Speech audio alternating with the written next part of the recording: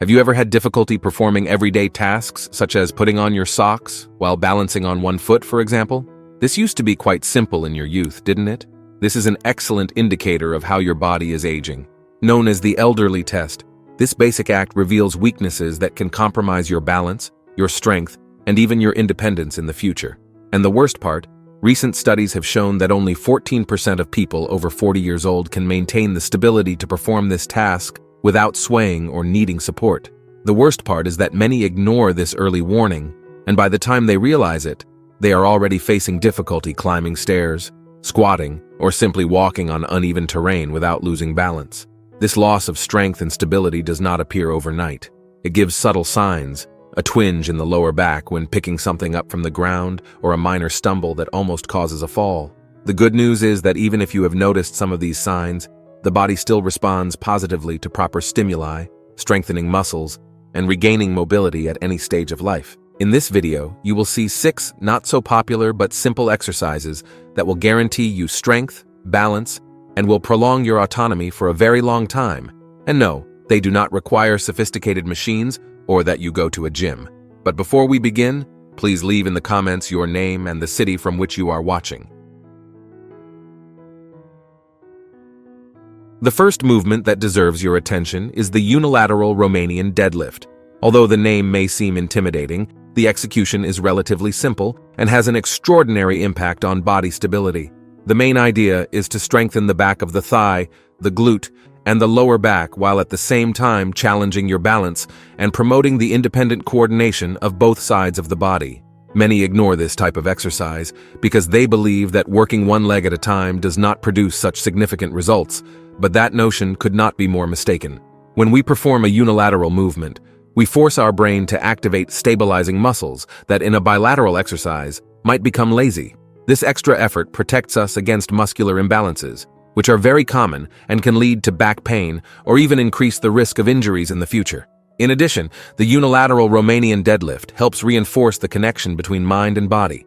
You become more aware of the small posture adjustments you need to make to avoid falling or tilting your torso excessively. To perform this exercise, you can use a dumbbell, kettlebell, or even a heavier water bottle if you do not have specific equipment. The execution begins with your feet aligned, but the emphasis will be on one leg at a time. Assuming you begin with your right leg, take the weight in your right hand and keep your torso straight and firm. Then, lean forward as if you were creating an arc with your body, while the opposite leg subtly lifts backward to help maintain balance. The movement should be smooth, without any abrupt jerk. It is essential to maintain a neutral spine, that is, without excessively arching the lower back or rounding the shoulders, because that compromises both the efficiency and safety of the exercise. You will feel the stretch in the back of your right thigh, and, if you are positioning the weight correctly, you will also activate your glute and all the core muscles to stabilize your torso. Once you reach a point where you feel a slight stretch, return to the initial position by contracting your glute and the muscles of the supporting leg. Breathing should be controlled, exhaling on the descent and inhaling on the ascent, or vice versa, as long as you do not hold your breath and maintain a constant rhythm. The number of repetitions will depend on your conditioning, but in general, 3 sets of 8 to 10 repetitions on each leg are sufficient to start. If you prefer, you can also opt to work in time intervals, dedicating about 30 to 40 seconds for each side, with a short pause before switching legs. What should not be overlooked is the issue of progression. As the movement becomes easier, gradually increase the weight or the duration of the exercise, always maintaining impeccable technique. Common mistakes include rushing and bending the knee of the supporting leg too much, turning the exercise into something resembling a squat, or even letting the hip open to the side as you descend, thereby losing alignment. These oversights not only nullify much of the benefits of the unilateral Romanian deadlift, but can also generate undesirable overloads on the spine. It is worth remembering that the focus here is stability, keeping your torso firm, your core activated, and respecting each individual's flexibility limits. Exercise 2. Sumo stance. The so-called sumo stance, often mentioned as the sumo squat, is an excellent exercise to develop strength in the legs and hip region, with special emphasis on the inner thigh muscles, also known as the adductors. What makes this movement so relevant is that it works a muscle group that frequently does not receive due attention in traditional training routines. These muscles are crucial for hip stability and for preventing misalignments that can lead to lower back and even knee pain. Furthermore, by adopting a wider base, The exercise challenges your balance in a different way from a common squat, forcing your body to recruit the core and maintain proper spinal alignment. To execute the sumo stance, position your feet so that they are farther apart than shoulder width, with your toes slightly turned outward. Keep your torso upright, activating your abdominal muscles so as not to project your hips backward or excessively arch your lower back. Initiate the movement by bending your knees and lowering your hips, as if you were sitting on an imaginary bench that is slightly behind you. However, unlike the traditional squat, your widened base requires extra attention to prevent your knees from turning inward. It is essential to maintain the alignment of your knees in the same direction as your toes so that the joint does not suffer undue stress. The depth of the squat will depend on your mobility, but try to descend as far as possible without losing form. If you notice that your lower back is beginning to round or that your heels are lifting off the ground, it is a sign that you have gone too far. Ideally, keep your feet firmly planted, concentrating the weight on the back and the middle of your foot, never forcing only the toe. On the ascent, push the ground forcefully, contracting your glutes and the inner thigh muscles to return to the initial position. Aim for 3 sets of 10 to 12 repetitions, always paying attention to maintain impeccable execution throughout each repetition. One of the great advantages of the sumo stance is that, by working an area that is often overlooked, it manages to balance the strength of your legs, reducing the risk of compensations and future pain. However, it is easy to fall into some beginner mistakes, such as letting your torso lean too far forward or rounding your back to make the movement easier, which can overload your lower back.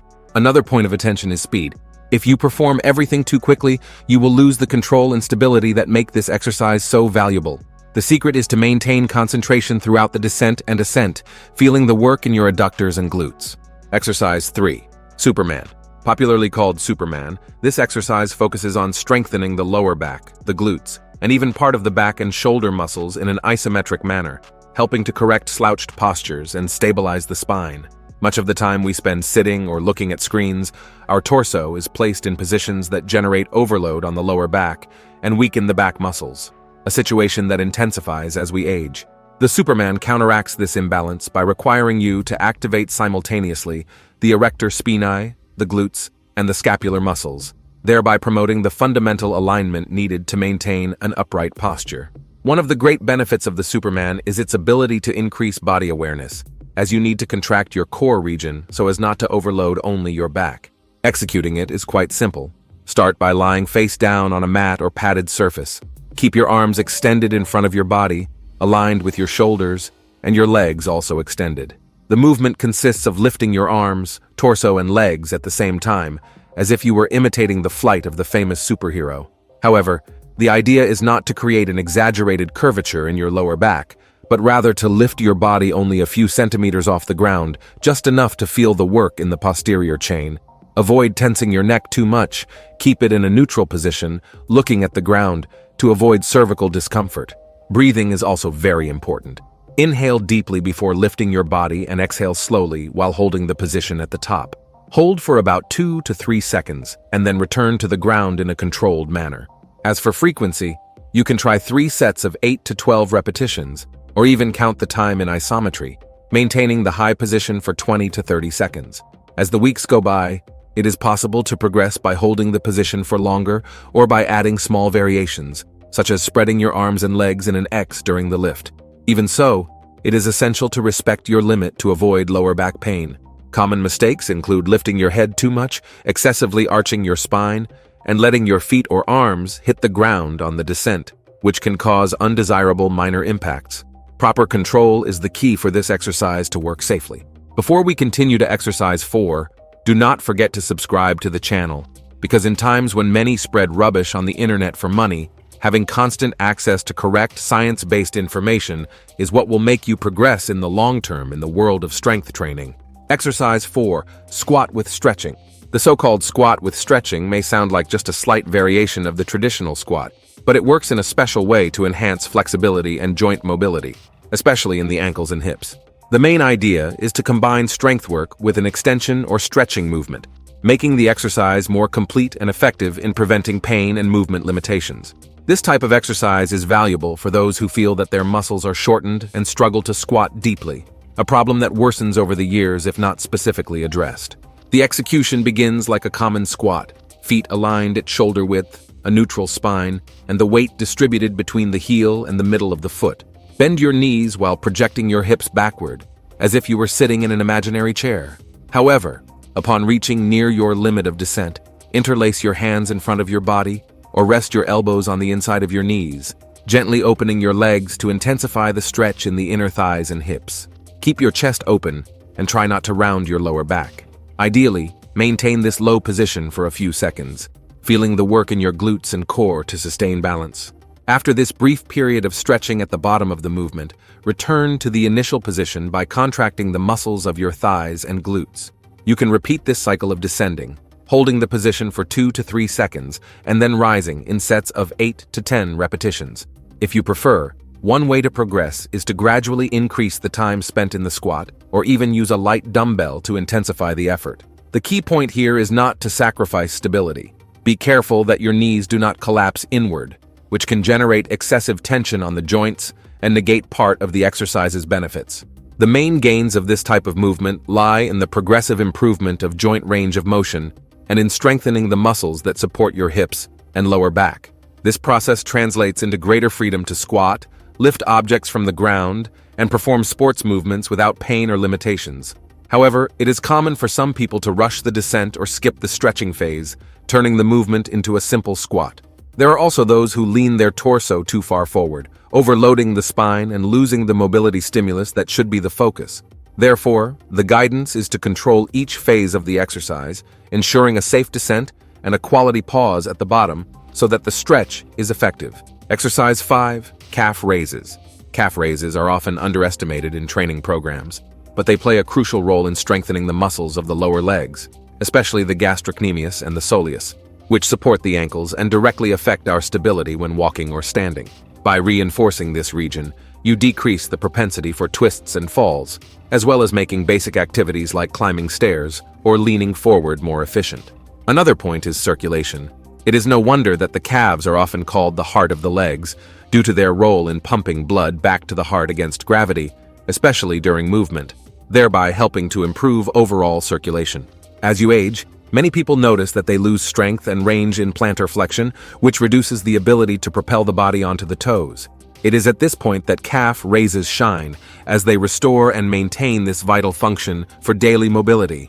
To perform this exercise, find a stable support, such as the back of a chair or a wall, in case you need extra balance. Position your feet parallel at hip width and distribute your body weight evenly between them.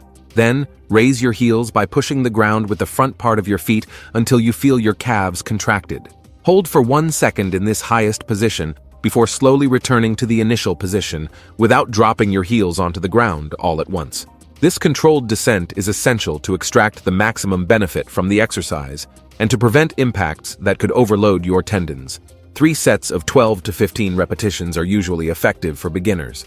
Those seeking a greater challenge can increase the number of repetitions or even perform the movement unilaterally, working one leg at a time. Among the most frequent mistakes is the improper use of the torso, which often leans forward or backward to compensate for the lack of balance. Another common error is rushing the execution, failing to maintain the peak contraction for a few seconds, which reduces muscle activation. Additionally, some people end up rotating their feet outward or inward, which can misalign the ankle and diminish the efficiency of the movement. The idea is to keep your body upright, your abdomen lightly contracted, and the movement strictly at the ankle joint, in order to guarantee proper posture and a balanced stimulus for the muscles. Exercise 6. Piriformis stretch.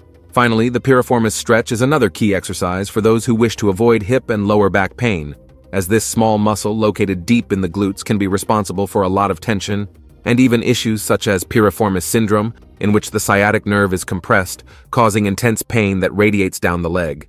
Keeping the piriformis flexible ensures greater freedom of movement in the hips and reduces the risk of imbalances that end up harming your posture and making simple acts like sitting and standing difficult. To perform this stretch, you can sit on the ground with your legs extended in front of you. Then cross one leg over the other so that your ankle is near your knee. If you are stretching your right side, for example, bring your right foot over your left thigh, resting it just beyond the knee. Then, slightly lift your torso and lean it forward, feeling the deep stretch in your glutes and the back of your hip. It is also possible to perform this position while lying down, crossing one leg over the other and pulling your knee toward your chest. Whatever version you choose, breathe deeply and try to maintain the posture for 20 to 30 seconds, without any abrupt movements. Repeat on the other side, always taking care not to force excessively. The main mistake when stretching the piriformis is exceeding your personal flexibility limit, which can cause discomfort or even injuries in your lower back or knee. Another error is completely relaxing your back, rounding your torso instead of flexing your hip, which diminishes the effectiveness of the stretch. The goal is to direct the tension to your glute, feeling a firm but not painful stretch.